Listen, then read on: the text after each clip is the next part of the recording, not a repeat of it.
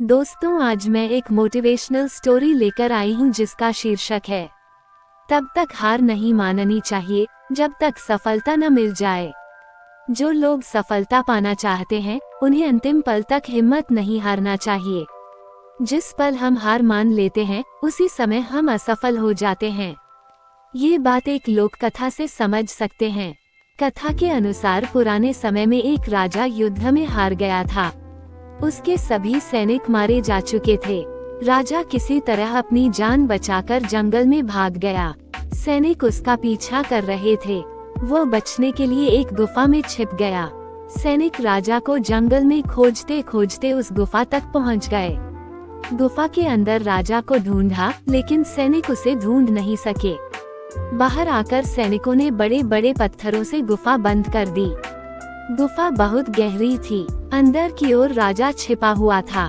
वो काफी थक चुका था। भूख प्यास की वजह से बेहाल हो रहा था। उसके शरीर में ताकत भी नहीं बची थी।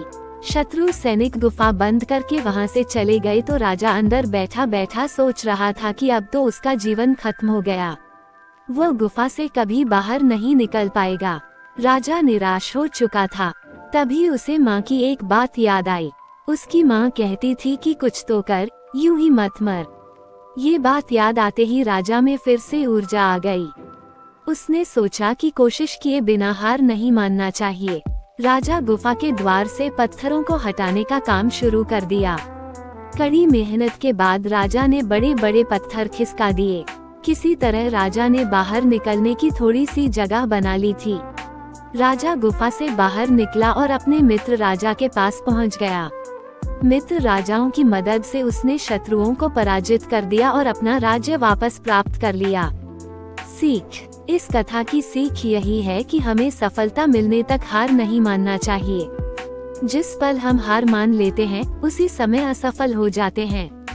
अगर आप लोगों को कहानी अच्छी लगी हो तो कमेंट में यस जरूर लिखें। राधे राधे।